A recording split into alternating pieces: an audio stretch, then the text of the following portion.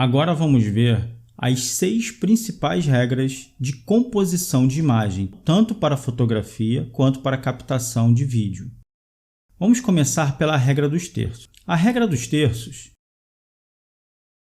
é uma regra onde nós temos 4 pontos chamados de pontos áureos. Vou expandir para que vocês possam ver melhor. Bem, o nome é regra dos terços porque nós dividimos a nossa área de captura em 3 linhas e 3 colunas. A interseção das linhas que compõem as colunas chamamos de pontos áureos, que estão aqui representados por esses pontos azuis. Os pontos áureos são pontos onde nós colocamos o nosso objetivo principal da fotografia. Além de utilizar os pontos para os objetos, os objetivos principais, podemos também utilizar as colunas e as linhas para alinhar objetos de cenário, como por exemplo colunas, linha do horizonte.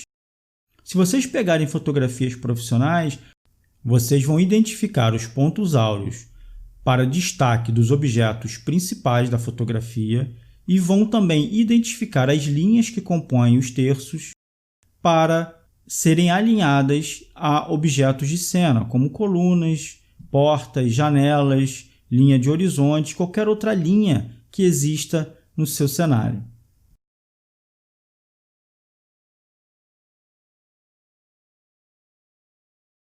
Então, a regra dos terços é uma das principais regras de composição. Depois temos a regra do olho dominante. O que é essa regra? A regra do olho dominante diz o seguinte, que se nós pegarmos um dos olhos de uma pessoa e colocarmos exatamente no centro da fotografia, ou o mais próximo possível do centro, de qualquer ângulo, de qualquer lugar que você olhar a fotografia, você vai ter a impressão de que a pessoa que está na fotografia está olhando para você. É uma ilusão de ótica, mas que nos permite esse efeito. Então, não importa de onde você esteja, a impressão que você tem é que a pessoa da fotografia está sempre olhando para você. Então, aqui temos o resumo, um dos olhos no centro da imagem apontando para o espectador.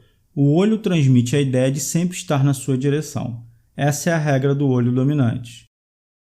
Padrões. Os padrões, como nessa fotografia, são imagens onde nós temos repetições, como esta do exemplo.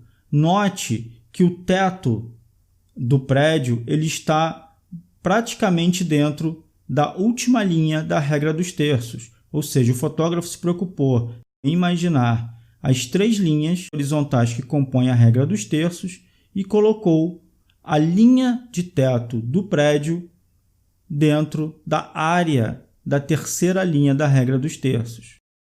Isso gera uma composição e também temos o efeito de repetição dessa regra dos padrões.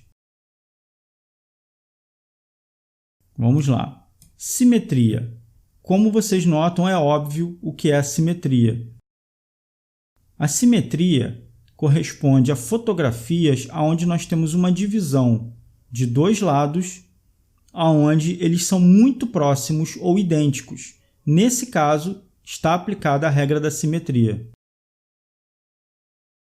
Dividimos a cena igualmente para ambos os lados, para termos um efeito quase que de espelhamento de um lado para o outro. Regra das linhas diagonais. As linhas diagonais transmitem uma ideia de movimento.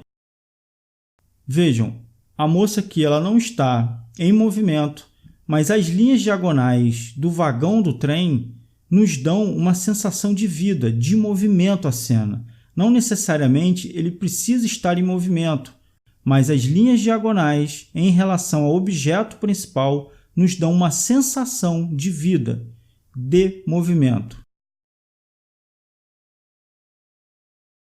A regra da moldura é onde utilizamos uma parte do cenário para emoldurar o objetivo principal, no caso, a paisagem. O objeto que emoldura é uma janela, mas poderia ser qualquer outro objeto. Portanto, nessa regra da moldura, o nosso objetivo principal está atrás de um objeto também da cena que cria uma moldura para a fotografia. Vimos aqui então as 6 regras principais de composição para termos uma boa fotografia e uma boa captação de imagem.